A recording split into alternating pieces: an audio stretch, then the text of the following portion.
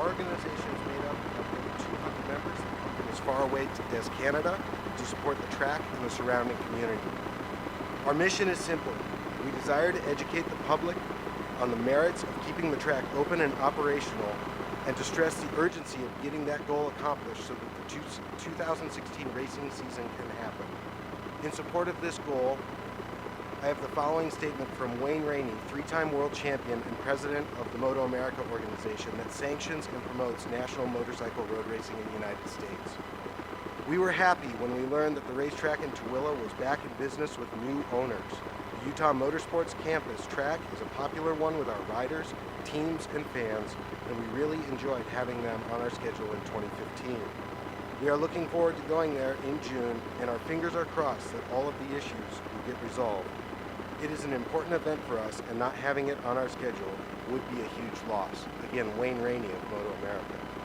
This sentiment is shared by the organizations represented in this room and the people they serve. The current delay is putting most, if not all, of the 2016 season at risk. It is our intention to do everything in our power to assure that the track is open and operational. In May, when the Millers announced that they would cease operations at the track at the end of the 2015 season, I, along with others in this room, attended many public hearings and the county commission meetings to urge our elected officials to consider much more than the purchase price in their evaluation of proposals. In reviewing the publicly available information, it's clear to me that our commission took our urging seriously. The proposal from my time that the commission accepted is in line with the existing design and zoning of the property, and it represents a serious win for both the motorsports and the local communities. Rod Kwiaczynski is a local business owner and tenant of the permanent garages at the track, and he would now like to share his perspective.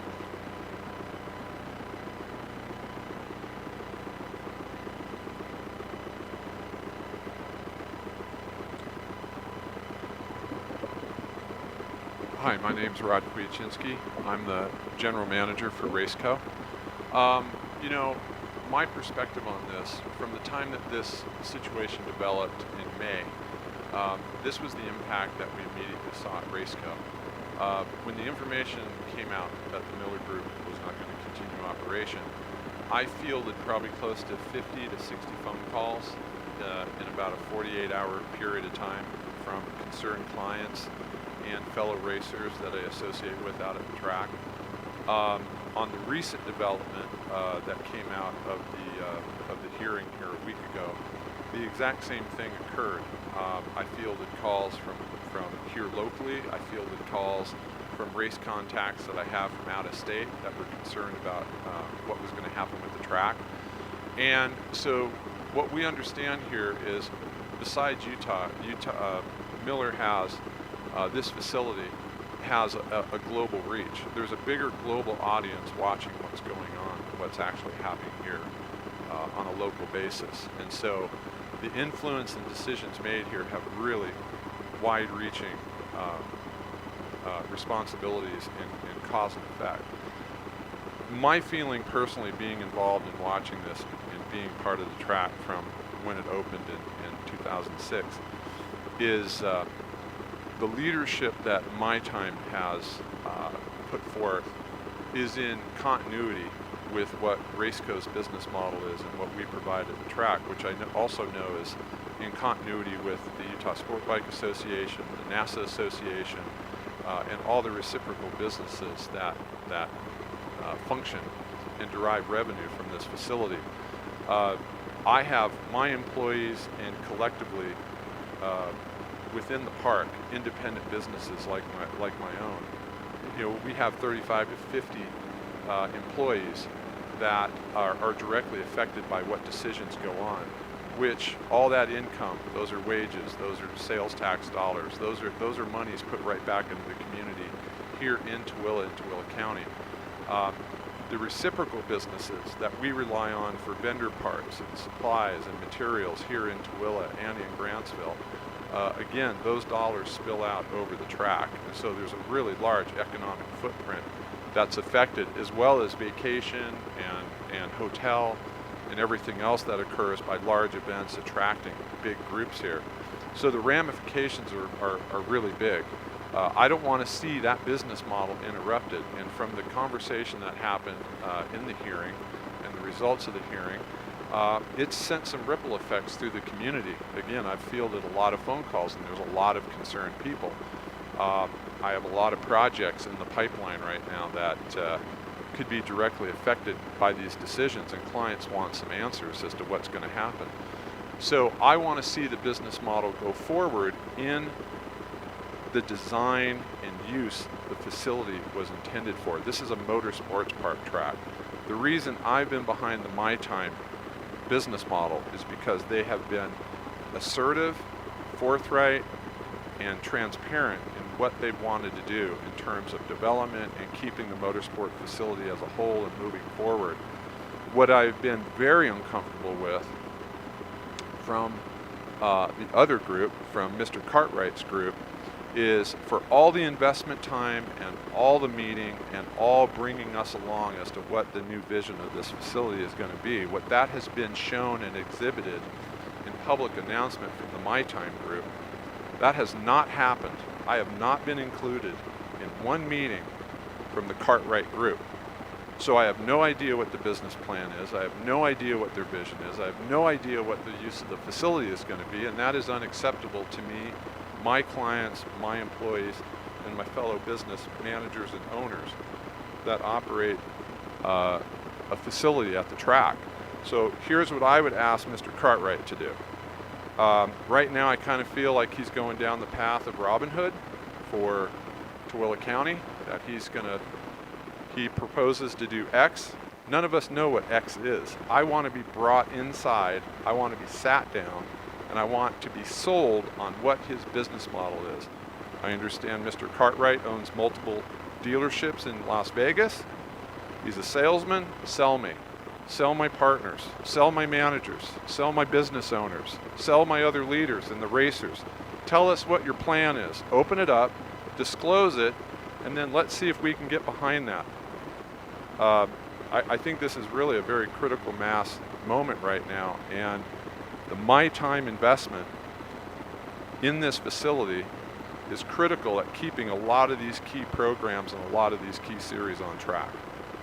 Time is very sensitive right now, and I urge the community to keep this facility in the use that it was intended for and move forward with this business model and move some of these discussions and adversarial situations aside as soon as possible. I think probably Kelly, who I'm going to introduce here in just a moment with Trackstar, will probably have a real similar comment. So Kelly, would you like to come up, and I'd like to introduce Kelly Reese of Trackstar, and he can give his perspective on how this is affecting his business model.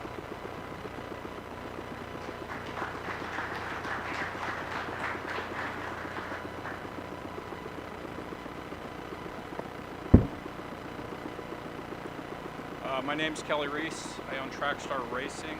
I've been a user of the track since the day it opened. I think I was out there with Dave Debs. Due to the instability of the situation, many of our customers are very hesitant to spend money on their track vehicles right now. This time of year, we normally have several motorcycles in our service bay for builds, maintenance, and upgrades. That market's completely dried up. Our sales of track-specific parts and safety apparel to the local market has also hit an all-time low due to the instability of the situation and lack of information available. I have customers in my shop regularly asking if they should just sell their equipment because they have no idea if the track will operate in 2016. If the track does not operate normally in 2016, we feel we'll lose 30 to 40% of the current users. We don't get those guys back. It will take 3 to 5 years for us to build the clientele back up to its normal levels. That's not just my business. That's the track day organizations, the race clubs, and all the other businesses that operate on the track. The situation is only amplified by the lack of communication on Centerpoint's part. On several occasions, many of us have reached out to Mr. Cartwright via email, social media, and telephone to talk with him about this. My Time has been very open to communicate with us their plans and visions for the track's future. We know the path, and we know what we need to do to continue to support the facility and its users to take over this facility. On the other hand, Mr. Cartwright has refused to speak to any of us regarding his plans. I spent a good amount of time on the phone with his attorney trying to convey that message, and it fell on deaf ears.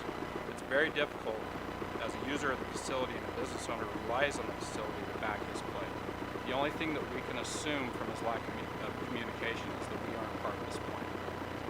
Those of us who have built our businesses around the track are very specialized in what we do. If the facility doesn't operate normally in 2016, we have to make hard decisions. Business owners in this industry don't just close the doors and get a job. We close our business and relocate to another state where we can operate near a racetrack. That means the local economy and the state economy loses dollars and jobs. This is unacceptable. If people think the $2.5 million difference at Centerpoint and My Time's bids are a lot of money, wait until they see the financial impact on the city, county, and state if the businesses related to the track disappear. Just the sales tax revenue lost in the first year will negate that number. The general public needs to understand that the money made from the sale of the track is only a small part of the financial impact. The daily operations and revenue generated by the businesses built to support its users are the real financial roadblock. It's not just the tire business or the fuel sales of my business. It's the Chevron off the freeway, it's the Walmart in town, the restaurants, the hotels, the convenience stores, and every other business in town that we use when we're here to race. The track has created jobs, businesses, and an economic boost to all of us in this room, the city, the county, and the state. Many of us have built our livelihood around it, and it's more than just a track to us. It's where my family spends its summers. It's where my sons learn how to ride motorcycles. It's where my 15-year-old found his direction in life and has dedicated himself to becoming a professional racer. It's where we find our old friends and where we meet new ones. This isn't just some patch of asphalt out in the middle of nowhere. This is our home. We're not going to give it up without it.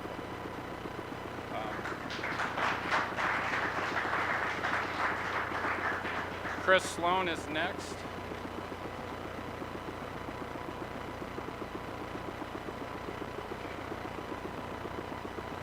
Good morning.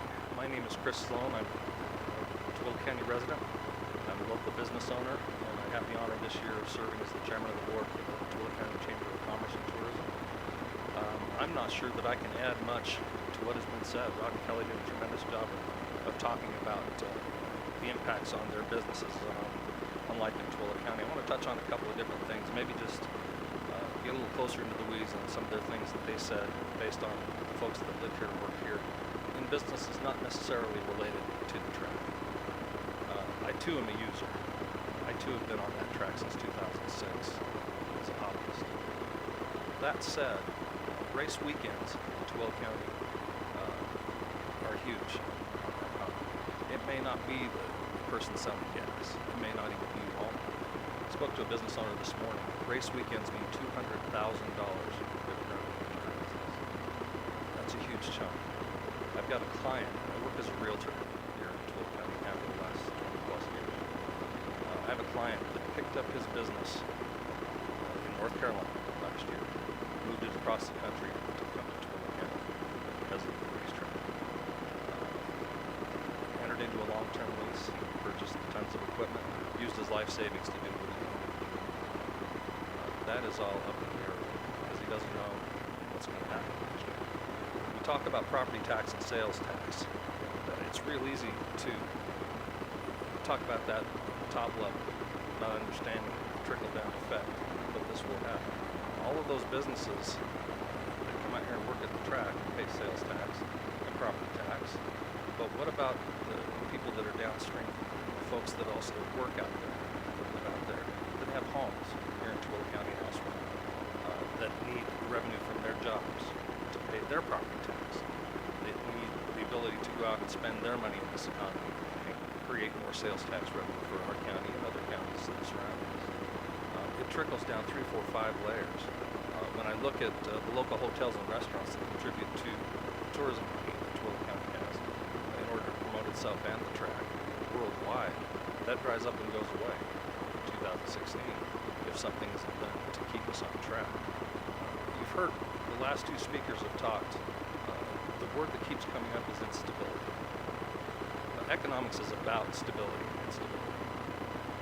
And right now, we're dealing with instability. As a board member of the chamber, I can't go talk to a business talking about relocating to Tooele County. Not necessarily because they're interested in the track, but because of the instability and the uncertainty in the finances of the folks in this county.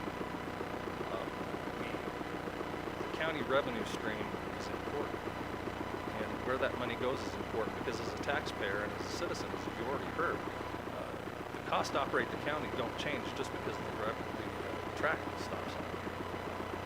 What that trickle down means is that the good folks that live in this county and work in this county and own businesses in this county are expected to shoulder a much bigger burden than they already do. That's unacceptable. This delay means instability. And I'm not here to advocate for one bidder or over another. I have my own personal opinion on that, and it's probably shared by a lot of people in this room. That said, I am absolutely 100% against continued delay in getting this done. The 2016 schedule should be in place. People are making plans, both personally and business-wise, on what's going to take place in Twilla County in 2016. If they're not sure, those things all go somewhere else. As a citizen, a taxpayer in Twilla County, we can't afford to let that happen. So, as the board of directors of the chamber has said, we need to solve this. And people need to solve this. I really appreciate the opportunity to be here with people that have skin in the game. Really tired of hearing from people that don't. So I appreciate your being here today, and I appreciate the opportunity to have to speak. I think at this point I'm going to turn the time over to George Smith, another Twilla County resident.